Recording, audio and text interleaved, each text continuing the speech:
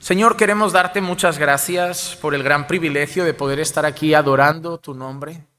Gracias por todo lo que celebramos cada día que nos reunimos. Celebramos, Señor, que hermanos siguen creciendo en el conocimiento de tu palabra. Celebramos domingos que llegan más y más hermanos a esta casa. Y celebramos hoy especialmente que somos salvos.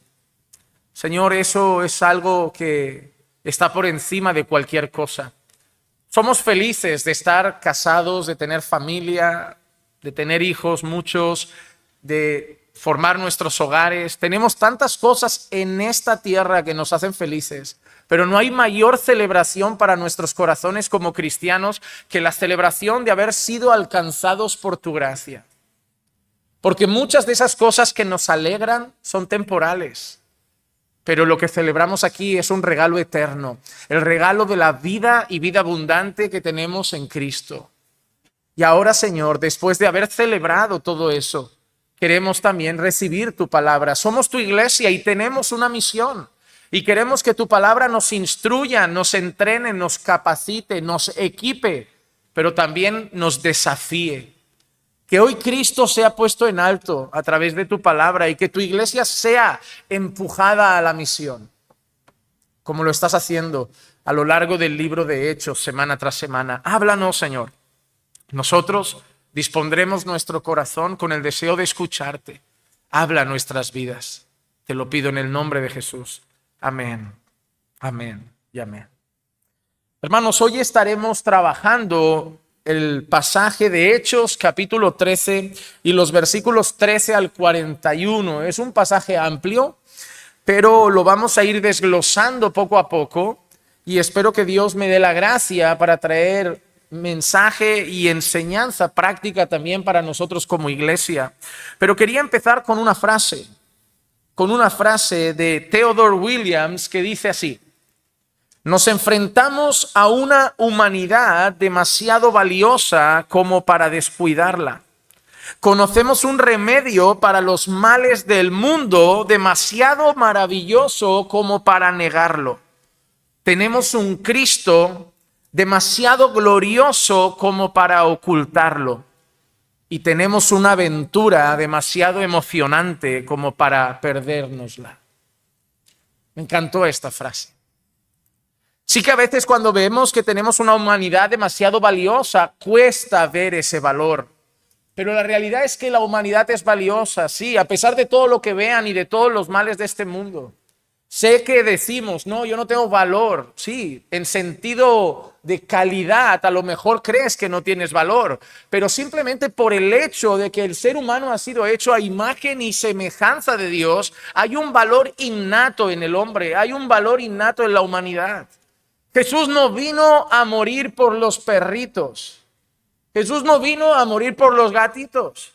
Jesús no vino a morir por los ríos y las montañas. Él vino a morir por nosotros. Vino a morir por pecadores. Y pecadores que debían ser redimidos. Que habían sido hechos a imagen y semejanza de Dios. Pero que por causa del pecado todo eso había quedado distorsionado. Y por eso la obra de salvación no es simplemente el pago de nuestros pecados, sino la santificación de ese pueblo para que ahora, día tras día, volvamos a ir recuperando un poco de esa imagen que el pecado rompió. Y sí, tenemos una gran aventura por delante, una misión, un llamado que seríamos necios si nos lo perdemos. Porque, ¿sabes qué? En este mundo todos trabajan. En general, siempre hay gente desempleada, pero en general la gente trabaja, en general la gente compra casas, en general la gente compra autos, en general la gente va de vacaciones, pero solo un pueblo tiene una misión como la nuestra. Esa misión no es del mundo, esa misión es nuestra. Nosotros hemos conocido al Salvador, nosotros hemos conocido al Redentor, nosotros hemos conocido al Mesías, nosotros hemos conocido a Cristo. Y de todo lo que podemos enseñarle a este mundo, me parece que entre todo lo que se enseña, coaches motivacionales, enseñanzas de empresa, de liderazgo, de todas esas cosas, creo que no hay mensaje más importante que el que tenemos nosotros. el mensaje de Cristo y este crucificado. Ciertamente la gente puede aportar mucho a la sociedad con su conocimiento, pero nosotros tenemos el conocimiento más importante. Y tenemos el único mensaje que da vida eterna. Las charlas sobre empresa ayudan a empresarios. Las charlas de economía ayudan a que la sociedad maneje mejor las finanzas. Pero al final del camino el infierno estará para el pobre y para el empresario, para la mujer y para el hombre, para el anciano y para el joven, que no tenga en su corazón conocimiento pleno y rendición total al Señor Jesús. Nosotros tenemos el mensaje más importante y no lo podemos ocultar. No lo podemos negar, no podemos guardarlo entre cuatro paredes. Y esto es algo que a lo largo del libro de Hechos vamos a ir viendo. Y más ahora que Pablo empezó ese viaje misionero junto a Bernabé. Nosotros vimos la semana pasada cómo iniciaba ese viaje, cómo el Espíritu Santo había separado a Bernabé y a Saulo para la misión. Cómo empezaron aquella misión y cómo ya la semana pasada vimos oposición. Pablo queriendo hablar a un hombre interesado, al procónsul, y luego Elimas, el mago, levantándose para intentar distraer la atención. Y hoy vamos a ver cómo sigue esa misión, cómo avanza esa misión. Y las misiones ahora empiezan a ir y dirigirse en rumbo a tierras gentiles. Hechos 13, versículo 13 al 15, dice así: Pablo y sus compañeros zarparon de Pafos y llegaron a Perge de Panfilia. Pero Juan, apartándose de ellos, regresó a Jerusalén. Mas ellos, saliendo de Perge, llegaron a Antioquía de Pisidia.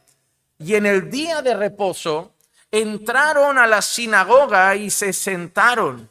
Después de la lectura de la ley y los profetas, los oficiales de la sinagoga les mandaron a decir: hermanos, si tenéis alguna palabra de exhortación para el pueblo, hablad. ¿Qué empezamos viendo aquí? Vamos a empezar primero viendo algunos datos de ese trayecto de la misión. Empezamos en Pafos y de ahí vamos a Perge de Panfilia. Les dije que intentaríamos dar un poquito de información. Esto es una distancia marítima. Es marítima, entre 170 y 200 kilómetros aproximadamente. Y luego vemos que han ido de Perge de Panfilia a Antioquía de Pisidia. Y ahí son entre 150 y 170 kilómetros de ruta terrestre, montañosa y a pie. Y que eso ocupa la zona costera en un lugar que se encuentra a 1000 metros sobre el nivel del mar. Así que allí los tenemos ahora en Antioquía de Pisidia. Han hecho ya un trayecto entre mar y tierra de cerca de 350, 360 kilómetros aproximadamente. Y ha habido la primera división misionera. ¿Por qué? Porque estaban Pablo, estaba Bernabé y estaba Juan Marcos. ¿Recuerdan que Juan Marcos estaba con ellos? ¿Pero por qué se ha ido? El texto no lo dice, así que todo lo que nosotros digamos son especulaciones. Pero hay un motivo que hace que la mayoría de estudiosos se pongan más o menos de acuerdo en esa dirección. Yo les voy a dar 3 motivos que cuando podemos especular pasan por nuestra mente. Primero, el miedo a las oposiciones espirituales, el miedo a la persecución que se estaba levantando. Quizá Juan Marcos se asustó de todo lo que empezaba a pasar, de las amenazas de muerte, de gente que empezaba a decir que había que matar a Pablo y entendiendo que si matan a Pablo, él va en la misma muerte, va juntos, si matan a uno van a matar a los compañeros. Quizá esa oposición espiritual, quizá ese miedo a morir, quizá ese miedo a las amenazas que empezaban a sonar hizo que Juan Marcos se acobardara. Y no es peor que nosotros, que nosotros vamos al trabajo y nos callamos, caminamos entre gente y nos callamos, que a veces uno va y dice cobarde, le digo ¿cobarde?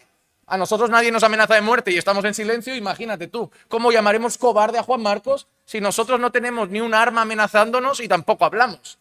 A veces yo creo que se nos llena, ¿no? Como yo nunca hubiera dejado a Pablo, ¿no? Es que probablemente tú nunca hubieras salido de casa porque no te cuadraba la agenda, tenías trabajo y muchas cosas que hacer. Así que a los que veas peor en el libro son todavía mejor que nosotros. Cuando tú lees Hechos dices, no, esta gente dejando a Pablo, digo, ni nosotros hemos empezado el viaje, imagínate. ¿Cómo vamos a juzgar a los que se quedaron a mitad de camino si nosotros no hablamos de Jesús ni de camino al trabajo? En serio, a veces miramos esto y nos sale una justicia de la que no somos dignos de alzar la voz. Mejor callarnos, incluso humillarnos. Digo, no llego ni a Juan Marcos, me voy a quedar yo quejándome del pobre. Pero puede ser el miedo, totalmente razonable. El miedo llegó también al corazón de Pedro, que negó a Jesús cuando estaba de camino a la cruz. Entonces, esto es algo razonable. También puede ser el propio miedo a los riesgos del viaje y al trayecto. Viajes complicados, viajes marítimos. En aquella época pueden haber piratas en el mar, peligros en el camino, peligros de salteadores, mil cosas que pudieron frenar a Juan Marcos. Pero la mayoría de estudiosos se ponen de acuerdo en un punto. Y es que puede ser que Juan Marcos no le gustó un cambio de liderazgo que va a empezar ahora.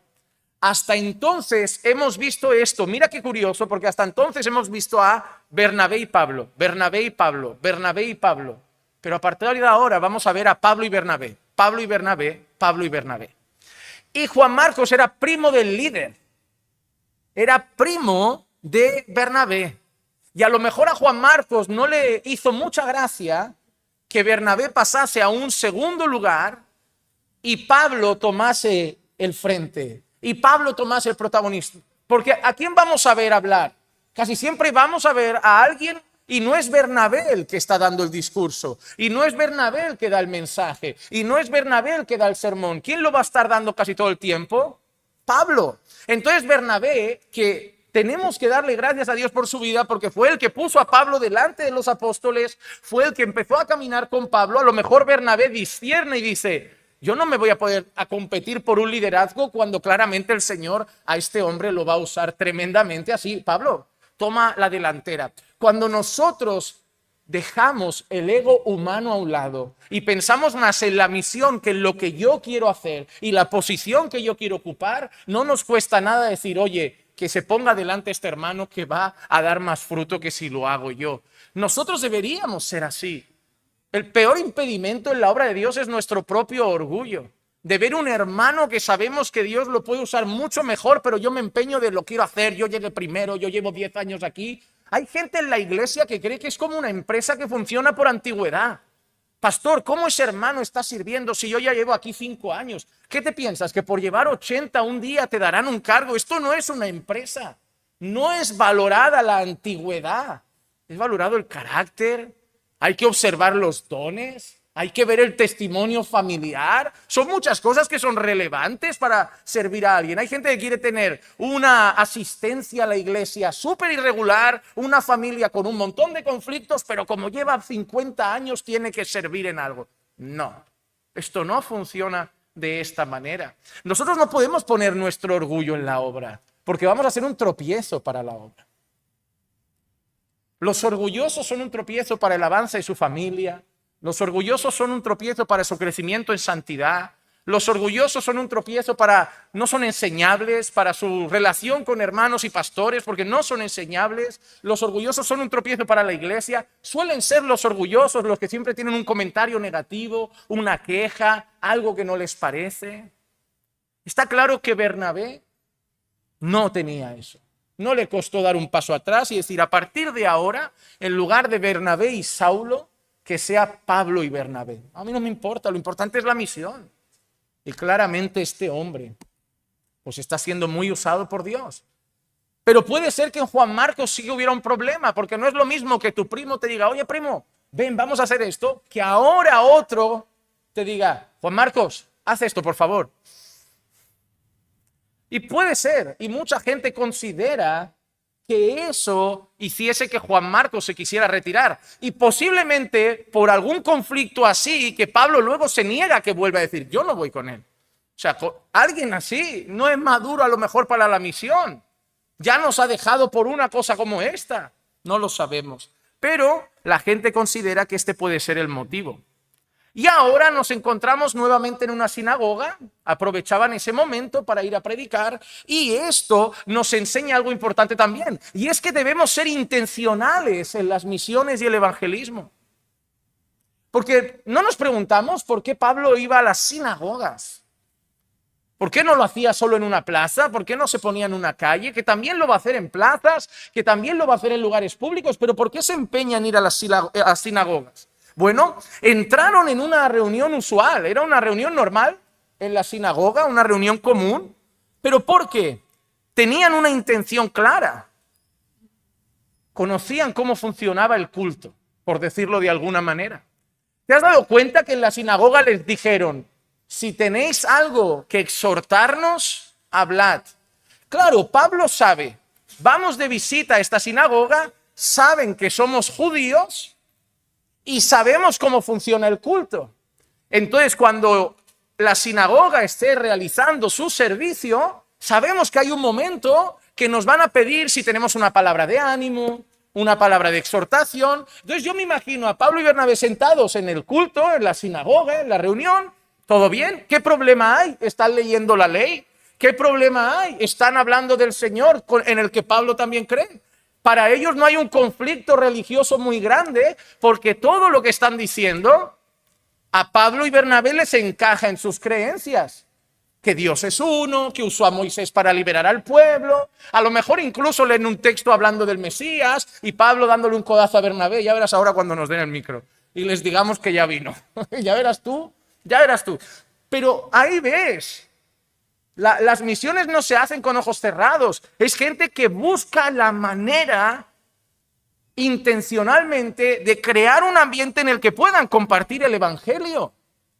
Ellos fueron intencionales y nosotros debemos ser intencionales en buscar de la misma forma maneras y preparar situaciones que nos permitan compartir a otros de Jesucristo.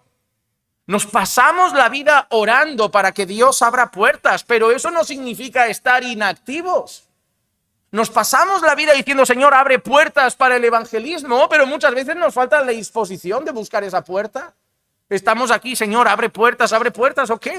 Te estoy dando ideas. Ve, aprovecha el trayecto de camino a casa, que el tren no puede abrir la puerta a mitad de camino, y si uno quiere salir, no puede. Le puede dar al freno, pero no creo que esté tan loco para darle al freno de emergencia solo por no escuchar el evangelio.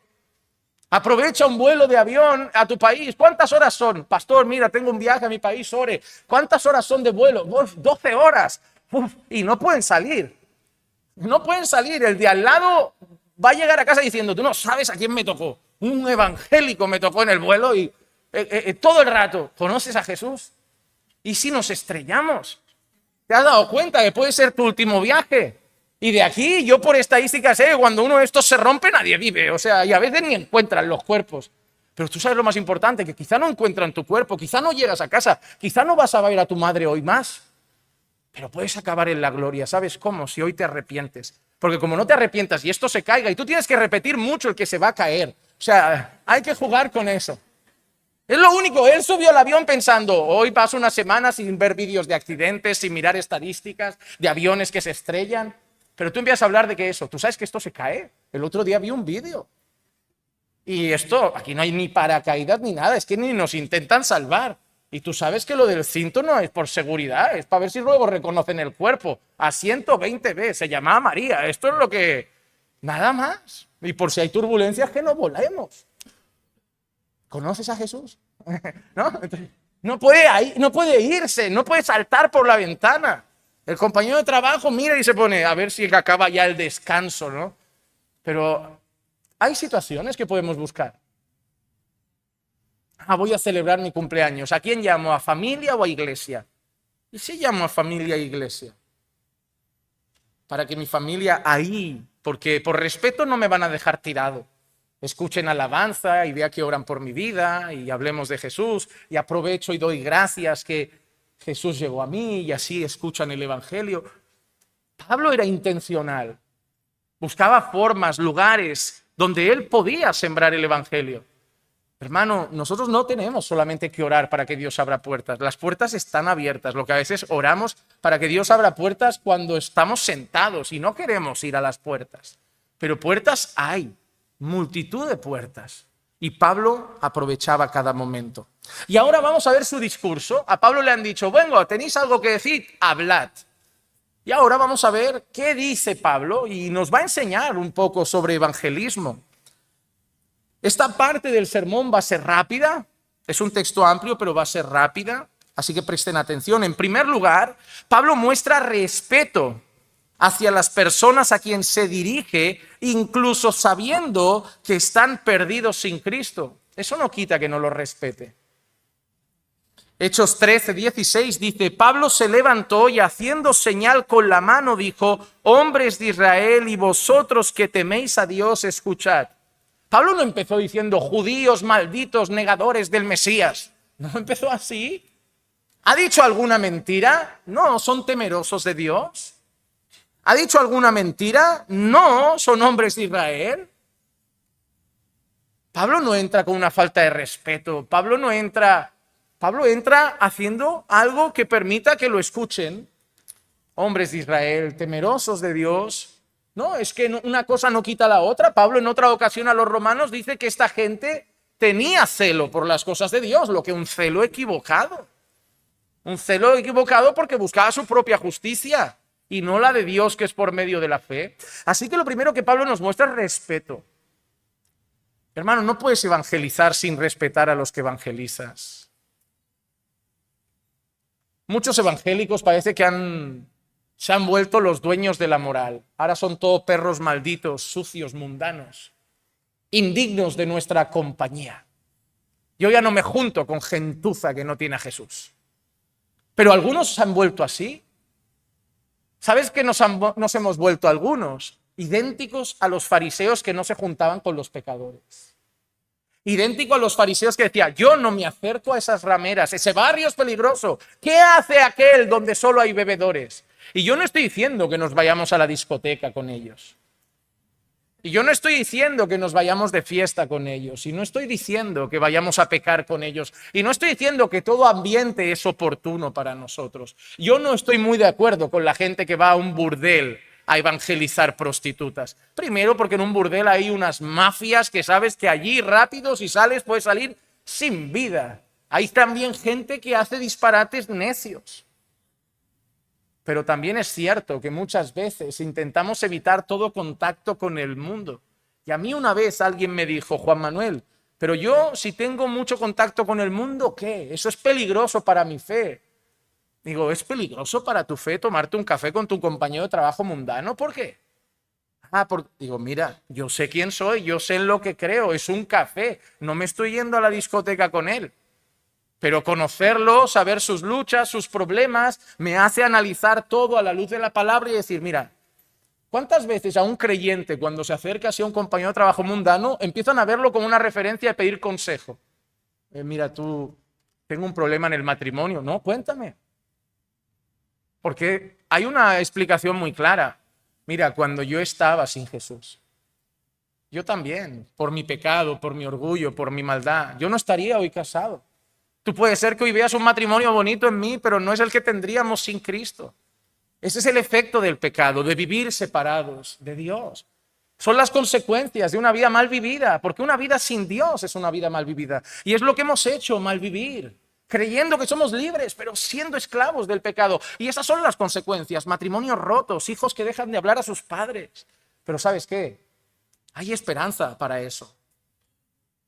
Si vives de espaldas a Dios, no solo tendrás consecuencias aquí, sino que al final tendrás consecuencias eternas. Un infierno te espera, garantizado por tus pecados y tus malas obras. E incluso te digo más, puede ser que aquí no tengas ningún problema y estés tranquilo, y el infierno es garantía por vivir de espaldas a Dios. Pero tú sabes, Dios propició, orquestó, planificó, decretó un plan para que gente como yo también pudiera ser salva. Y de ahí, esto es un ejemplo sencillo, pero tú puedes entrar con el evangelio. Pero si no me hablo con él porque es mundano y yo solo hablo con gente cristiana, ¿a quién le voy a predicar el evangelio?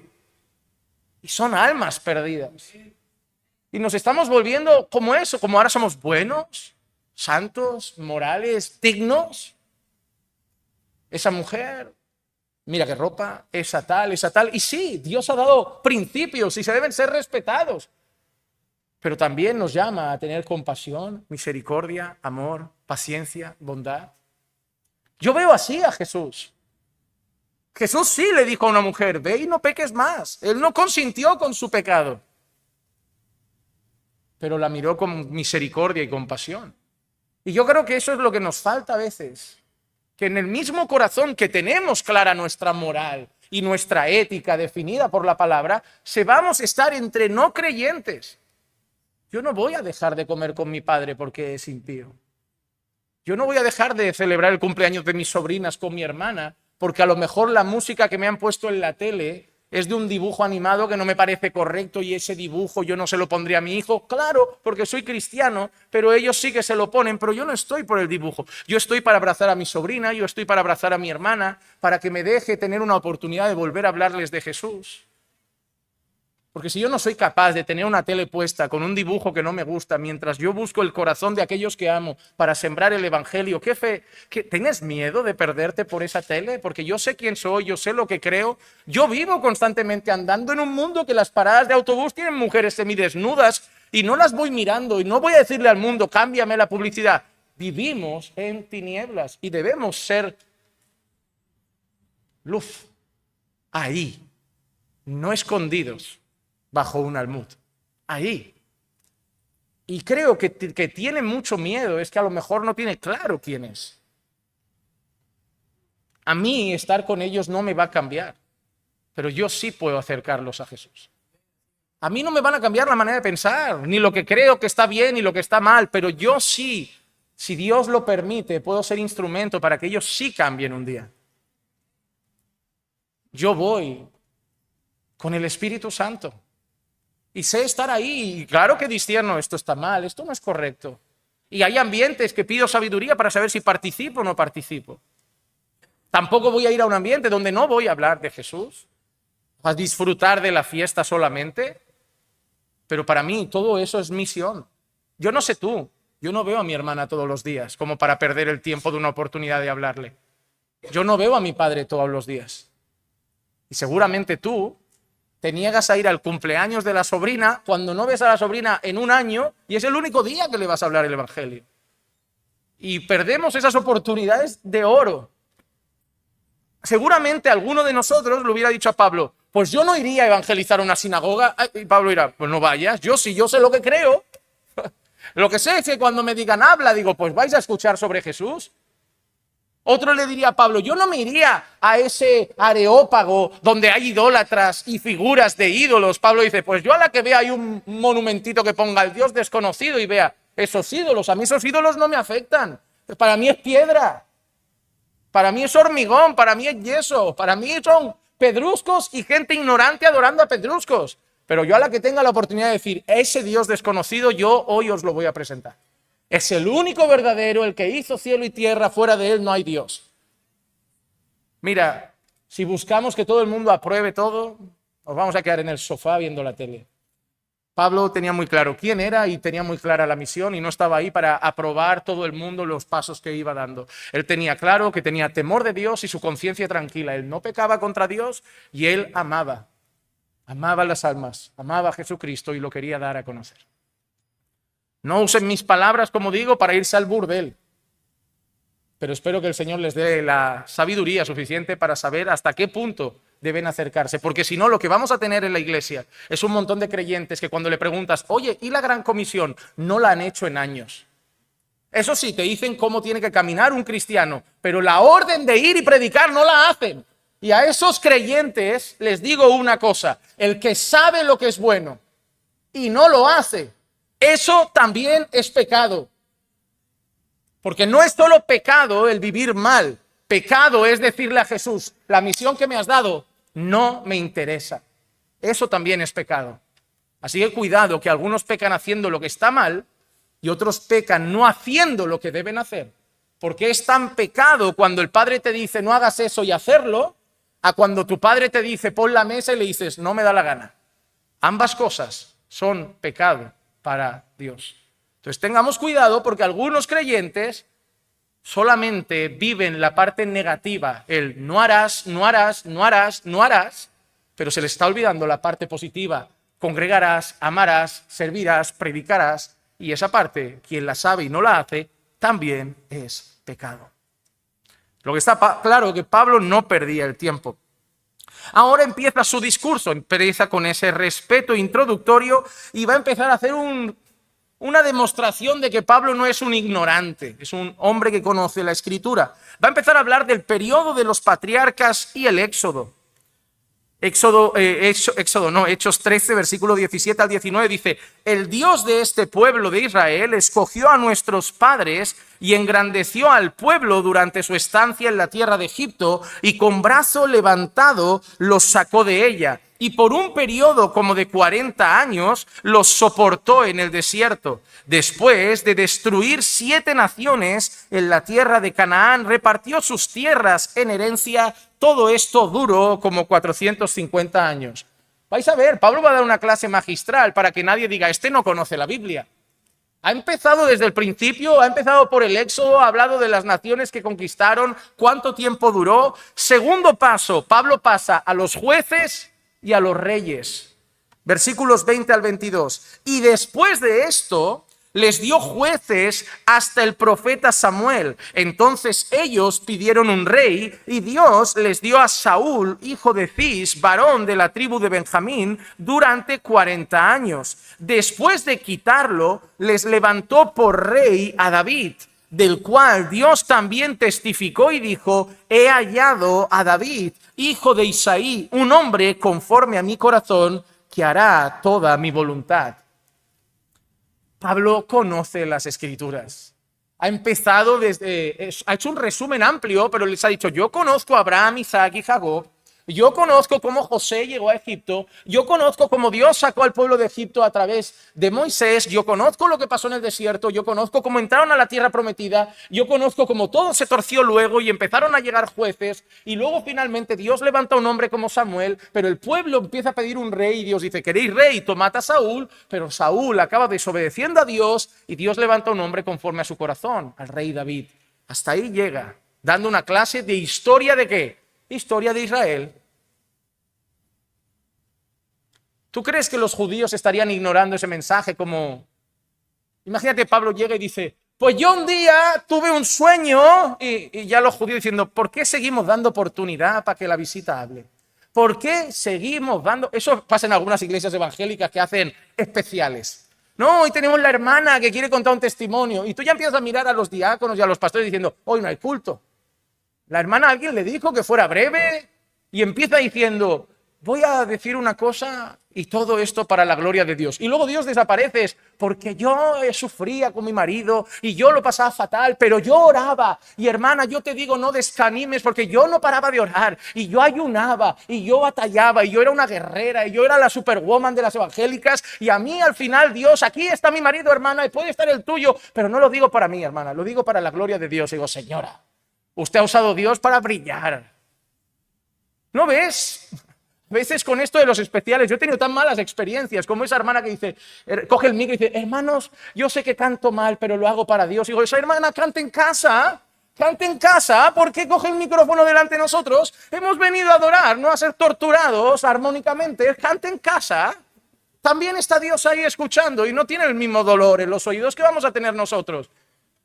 Yo no sé, pero cuando yo participaba de esos cultos yo pensaba: ¿para qué sigo yendo si no hay palabras? Y uno cuenta sus sueños, sus experiencias y Biblia no hay. Hermano, el culto es para Dios y cuando empezamos a incorporar cosas sin orden nos llevamos sorpresas por el camino. Pero Pablo no perdió el tiempo. Imagínate tú un montón de judíos que de lo que más les gusta hablar es de su pueblo, de Dios, del Éxodo. Y Pablo, ¿qué les está diciendo? No tenéis ante vosotros a uno nuevo en la fe. Hermanos, tienen ante ellos a un estudiante de Gamaliel. Pablo lo que les está diciendo en un momento es, seguramente yo sé más de las Escrituras que muchos de los que estáis aquí. Porque Pablo ha dado nombres, ha dado trayecto histórico preciso, patriarcas, Éxodo, jueces, reyes. Y Pablo ha dado fechas, 40 años un rey, 400 años aquí. Claro, los judíos estarían pensando, ¿no? Wow, hoy nos han traído un catedrático que siga hablando, y va a seguir hablando. Porque ahora desde David es donde el discurso, seguramente que a alguno de los judíos no les va a hacer ninguna gracia. De David va a ir a Cristo. Versículos 23 al 25 dice, de la descendencia de este, conforme a la promesa, Dios ha dado a un Salvador a Israel. No dice Dios va a dar, ellos esperarían decir, sí, de él vendrá el Mesías. Lo estamos esperando, pero él no va a decir eso. Él va a decir, Dios ya ha dado a un Salvador a Israel, a Jesús. Después de que Juan predicó antes de su venida un bautismo de arrepentimiento a todo el pueblo de Israel. Cuando Juan estaba a punto de terminar su carrera decía, ¿quién pensáis que soy yo? Yo no soy el Cristo, mas he aquí, viene tras de mí uno de quien yo no soy digno de desatar las sandalias de sus pies. Ahí ya van a empezar a rechinar los oídos. Porque ¿quién ha ido contra Jesús? Ellos. ¿Quién persiguió a Jesús hasta la muerte? Ellos. ¿Quién aborreció a Jesús? Ellos. Que probablemente en las sinagogas estaban diciendo a veces algunos, qué bueno que hemos acabado con aquel loco, qué bueno que hemos acabado con aquel disparatado que decía ser el Hijo de Dios. Y ahí llega Pablo a decir, aquel a quien matasteis, aquel a quien crucificasteis, aquel a quien rechazasteis, yo vengo a deciros como judío que conoce la Escritura, que Él es el que estábamos esperando, que Él es el descendiente de David, que Él es el Mesías, Él es el Cristo. Él es el que Juan Bautista dijo, yo no soy el Cristo, pero el que viene tras de mí, yo no soy digno de desatar las sandalias de sus pies. Pablo nos enseña a evangelizar aquí, porque Pablo se está ganando previamente la atención de los judíos. ¿Por qué? Porque sabe que ellos conocen la Escritura, saben que ellos tienen mucho apego a Moisés y a los reyes, saben que ellos conocen el linaje del que vendría el Mesías. Y nosotros, cuando vamos a evangelizar, el mensaje es uno, pero muchas veces la manera como lo empezamos es muy diferente. Hay un tipo de evangelismo que yo diría genérico, que puede ser el que hacemos en las calles, lanzando el evangelio a voz alzada. Hemos pecado, destituidos de la gloria de Dios, pero Dios envió a su Hijo. Pero luego hay otro evangelio que requiere sabiduría, requiere discernimiento. Por ejemplo, si yo voy a evangelizar a un musulmán, no estoy hablando seguramente con un ateo que niega a Dios. Estoy hablando con un hombre que cree en un único Dios, además monoteísta como nosotros. Él no cree en varios dioses, él cree que solo hay un Dios que hizo los cielos y la tierra. Entonces yo tengo que mostrar primeramente respeto. ¿Tú crees que Dios es uno? Bien haces, yo también. Ah, sí, ¿crees en Dios? Sí. Y tú lo respetas. Incluso le puedes preguntar, oye, háblame un poco de tu fe. No, mira, ¿qué crees? ¿Y el Corán dónde ha salido? Pero no con... Mira cómo empezarían algunos evangélicos. Porque yo no creo en el Corán ni en el falso profeta. Digo, ya no te va a oír. Ya está viendo que vienes con la espada a degollarlo. A veces somos así. ¿No ves cómo Pablo podría haber llegado por la puerta y tienes algo que decir? Sí, que sois unos malditos asesinos del Mesías. No, Pablo, ya no van a... Rápido te echan. Nos falta mucha sabiduría para evangelizar. A veces queremos luchar en lugar de alcanzar corazones. A veces queremos simplemente... Es como que les decimos, yo no estoy aquí para decirte que puedes ser salvo. Yo quiero solamente que sepas que estás horriblemente perdido. Entonces, ¿qué deseo tienes? ¿Que me vaya peor o que llegue a conocer a Jesús? Porque ese musulmán cree en Dios. Y te digo una cosa, si los conocieras un poco... sabrías que creen en Jesús. Ah, pero no igual. Vale, pero creen en Jesús. Ellos no van a ser reacios a que hablemos de Jesús. Pero ¿cuándo les rechinará el oído? Cuando digamos que Jesús es el Señor, cuando digamos que solo hay salvación en Él. Porque le podemos hacer 1000 preguntas. Oye, ¿y vosotros los musulmanes? Esto de la vida y la muerte, ¿qué viene después?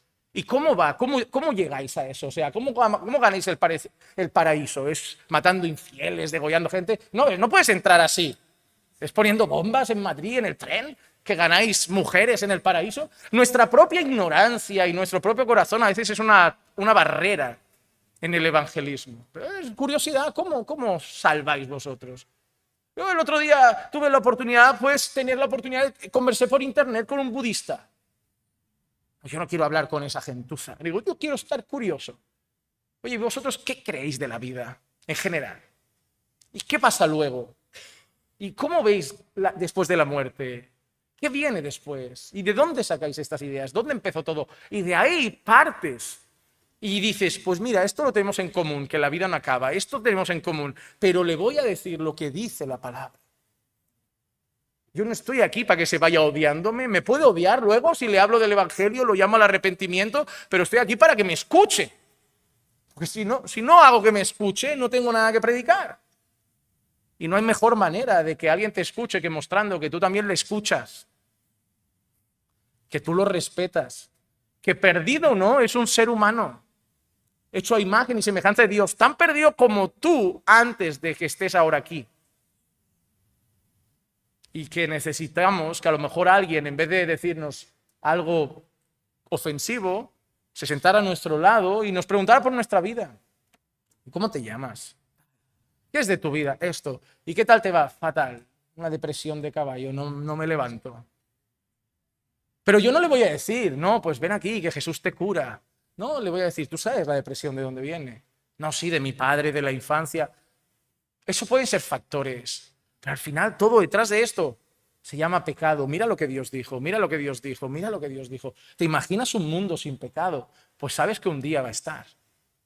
O sea, puedes entrar de tantas maneras. Y Pablo lo que nos está enseñando es, si yo voy a ir a la sinagoga, voy a entrar al modo judío. Y cuando vaya a predicar a los politeístas griegos, va a entrar al modo griego. Pero al final, esa es la meta, al final es Cristo y el Evangelio. Eso es lo que quiero decir. Que nosotros podemos entrar por la derecha, por la izquierda, por arriba o por abajo, pero al final Cristo es la meta y es lo que Pablo nos enseña. Pablo vamos a ver que por un lado empieza discursos de una forma, por otro lado empieza discursos de otra forma, pero el discurso al final es, tienes que creer en Jesús o serás condenado. Pablo no va a esconder la condenación, Pablo no va a esconder el infierno, que nadie piense, Juan Manuel dice que ahora prediquemos sin hablar. No, Pablo va a hablar de la condenación, pero no va a empezar con ella. Pero vas a ver que el mensaje del Evangelio no lo va a cambiar.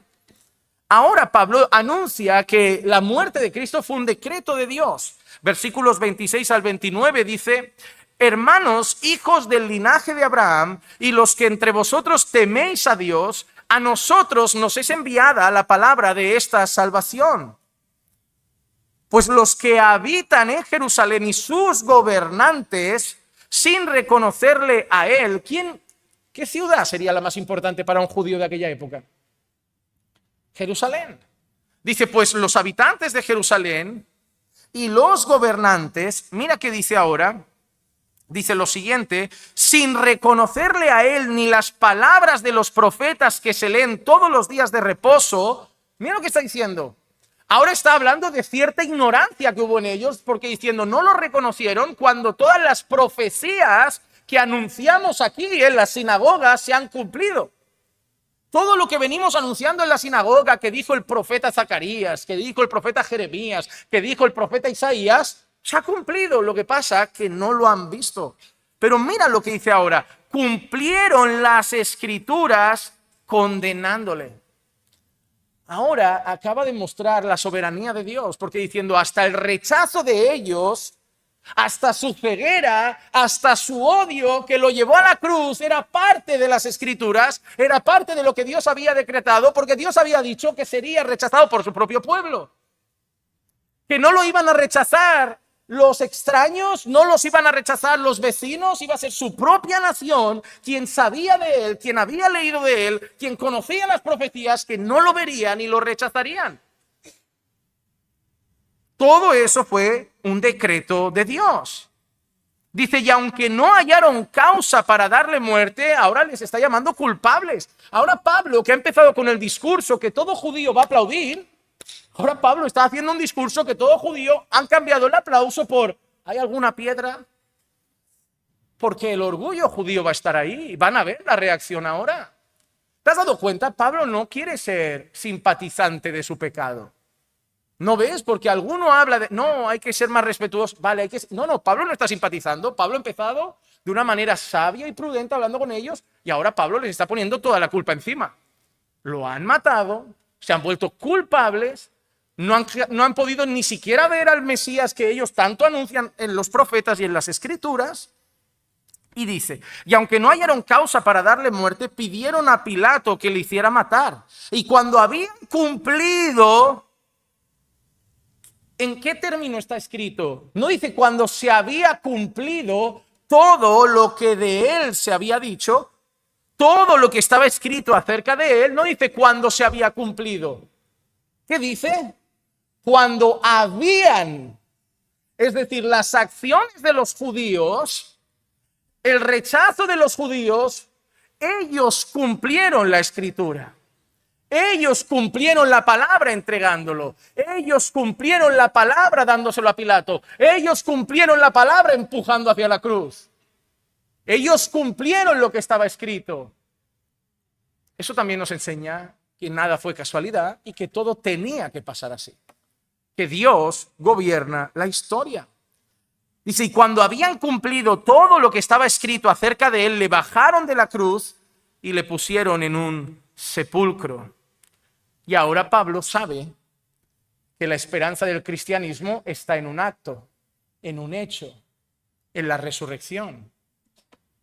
Si tú quitas la resurrección de nuestra fe, no hay nada más.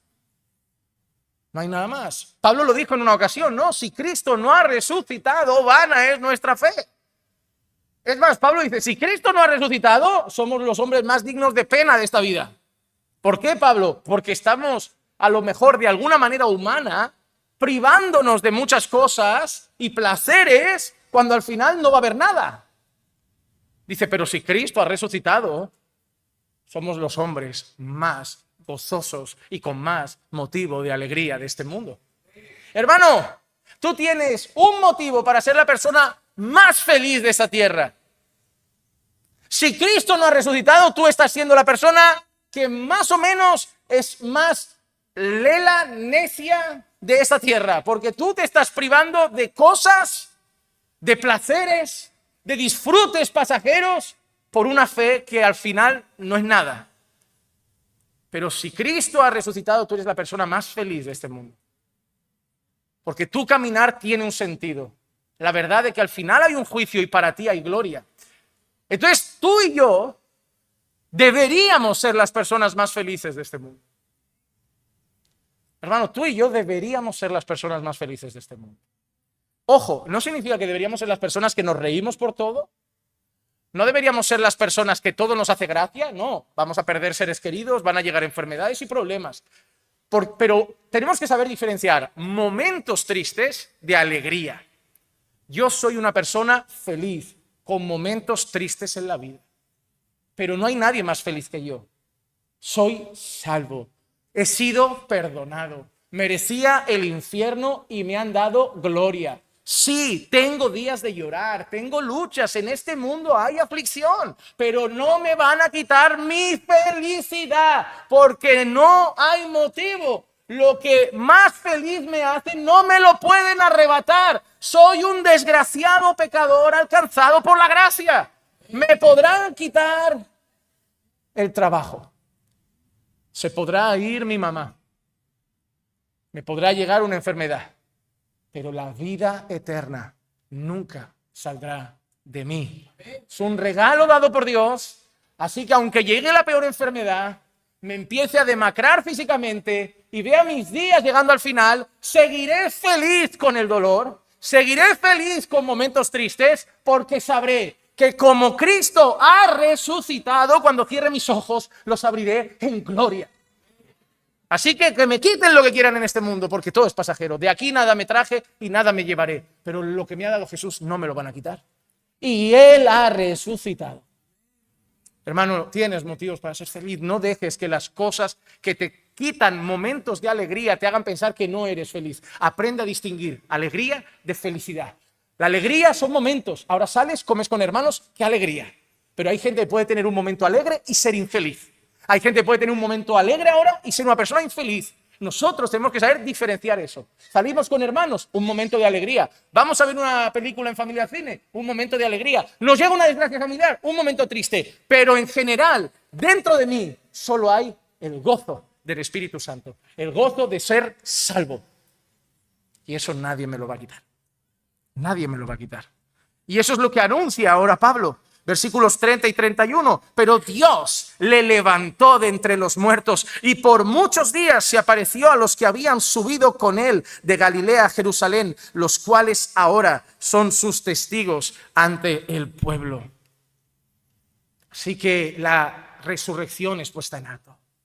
Todo se basa en que Dios lo resucitó de entre los muertos. Y ahora Pablo, dando otra clase magistral de teología, les va a decir que este mensaje no es nuevo, que el evangelio no es nuevo, que no es una secta nueva con un mensaje nuevo, que es el mensaje que siempre ha estado ahí. Versículos 32 al 37 dice: y nosotros os anunciamos la buena nueva. Ese es el evangelio.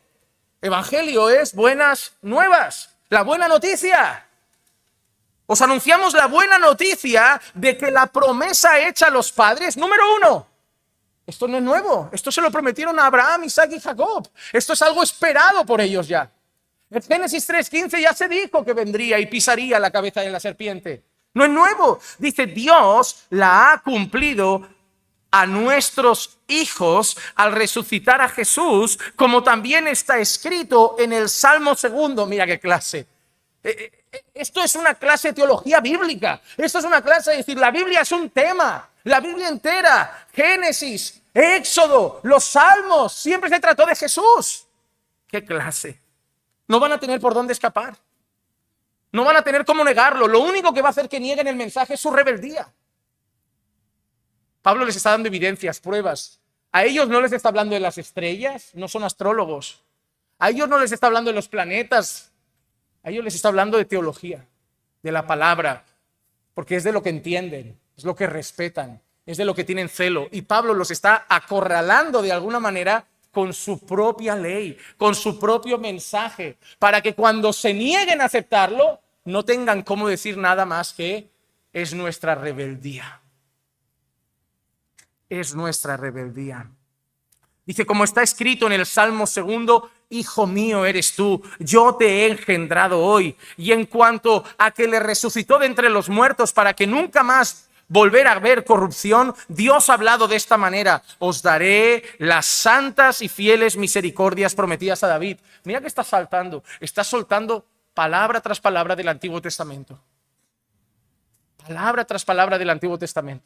Palabra tras palabra del Antiguo Testamento. Dice, por tanto, dice también en otro salmo, no permitirás que tu santo vea corrupción. Claro, está hablando de qué, de la resurrección.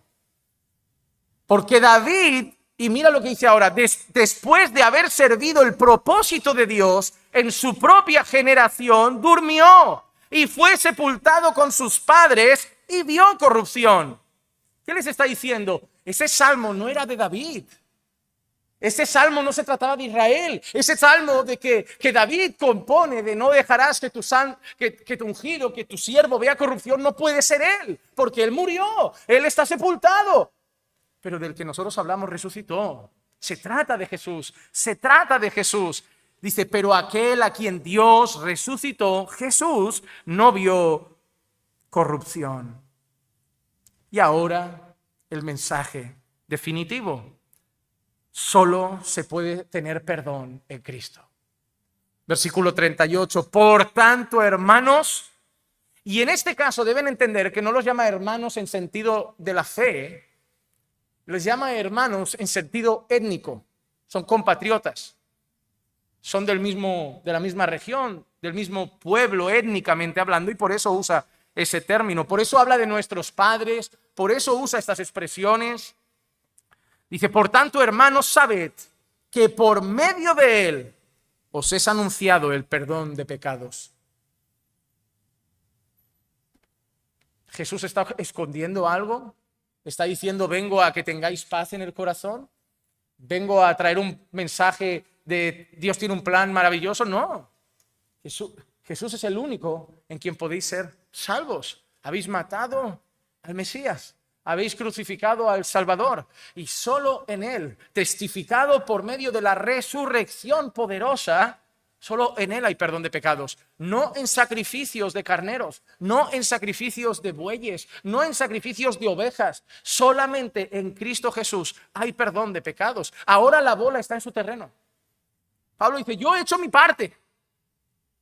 Porque unos plantan, otros riegan. El fruto ya no es mío. Yo os digo ahora que Pablo ha puesto ahora toda la responsabilidad en las manos de ellos, pero les ha dejado claro, esto no se trata de otra cosa, sino de perdón de pecados, porque ellos saben que sin perdón de pecados no hay salvación.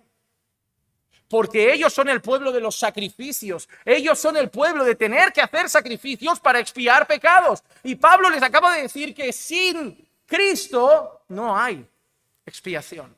No hay perdón.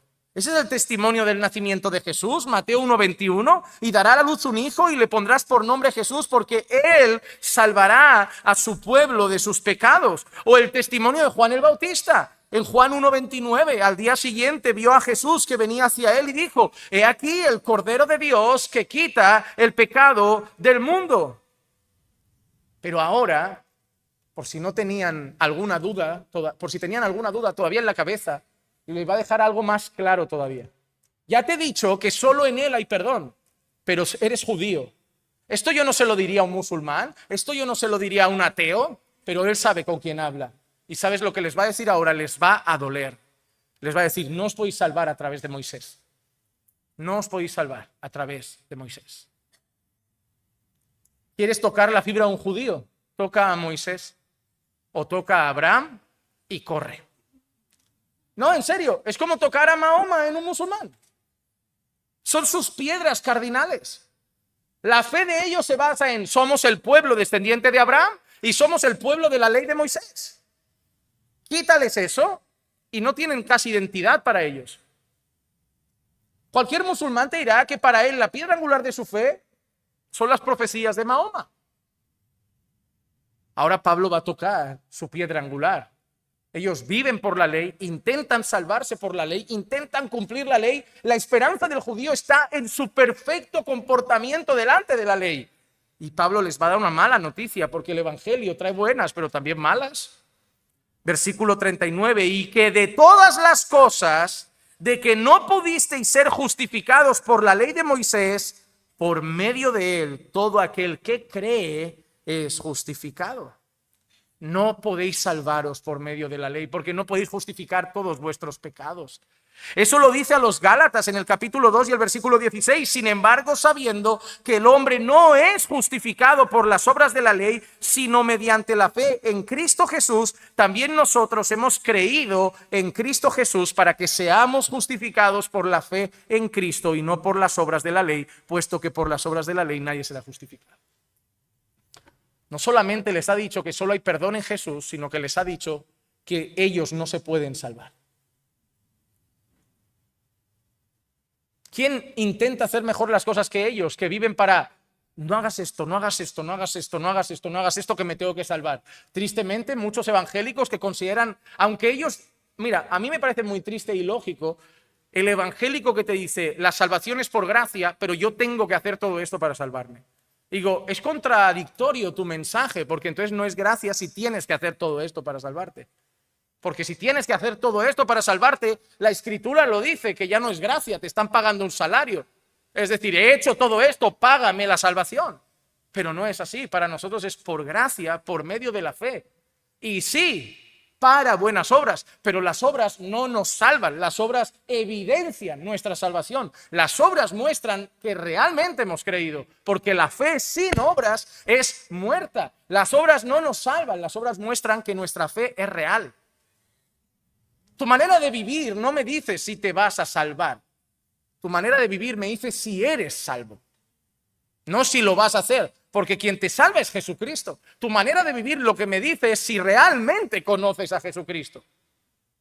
Por eso Juan va a decir, si alguno practica el pecado, si alguno dice que conoce a Dios o que ama a Dios, pero está en tinieblas, miente. Si alguno dice, pero mira también, si alguno dice que conoce a Dios, pero aborrece a los hermanos, miente también. Él no dice que no se va a salvar. Él dice que miente diciendo que conoce a Dios, que miente diciendo que ha nacido de nuevo, que miente diciendo que es un discípulo de Jesús, porque sus obras testifican en su contra. Ahora Pablo les está diciendo que no hay obra que hagan que los pueda salvar. Y va a dejar un sabor amargo al final, para que vean que él no estaba ahí para un mensaje dulce. Porque lo último que va a decir es una advertencia si rechazan su mensaje. Ahora Pablo se va y lo que les va a decir en pocas palabras es, sabed una cosa, si no creéis en esto, todos seréis condenados. Mira qué bien le debe haber sentado. Al hombre que al principio estarían aplaudiendo, ahora lo están odiando. Pablo no fue a hacer amigos, fue con respeto, no les faltó al respeto, pero les dijo las cosas como son. Eso es lo que hacemos al evangelizar y Pablo nos enseña. Pablo nos acaba de dar una clase de evangelismo práctica.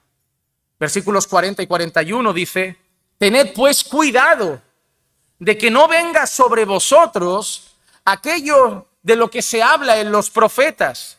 Mirad, burladores, maravillaos y pereced, porque yo hago una obra en vuestros días, una obra que nunca creeríais, aunque alguno os la describiera. ¿Sabes lo que les acaba de dejar de despedida? Otro texto bíblico, para ellos importante. ¿Con qué ha evangelizado Pablo a los judíos? ¿Con el Nuevo Testamento o con el Antiguo Testamento? Ellos son evangelizados con las palabras en las que ellos creen. Con las palabras con las que ellos creen. Pablo es inteligentísimo. Porque Pablo ha utilizado sus palabras apuntando donde realmente apuntan, a Jesús y la salvación. ¿Y cómo acaba su mensaje? Ahora la pelota está en vuestras manos. Yo solo os digo algo, cuidado.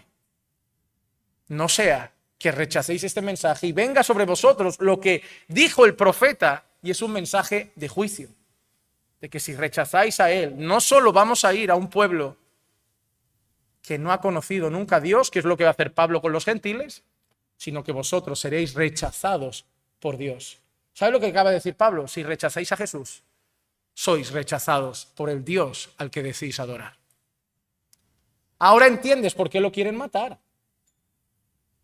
Si Pablo solo hubiera dado la clase de teología, que salieron de Egipto, pasó todo esto, nadie mata a Pablo, porque nadie mata a alguien que da un mensaje incompleto. Nadie mata a alguien que esconde el evangelio. Nadie mata a alguien que distorsiona el mensaje. A Pablo no lo quisieron matar por lo que dijo de Moisés, por lo que dijo de los reyes, por lo que dijo del Éxodo. A Pablo lo quisieron matar por lo que dijo de Jesús. Si tú le dices a un musulmán, yo creo en Dios, no te va a querer matar, ¿verdad? Si tú le dices, yo creo que Dios es uno, no te va a querer matar, ¿verdad? Incluso si le dices, si yo creo que Jesús trajo mensaje de Dios, no te va a querer matar.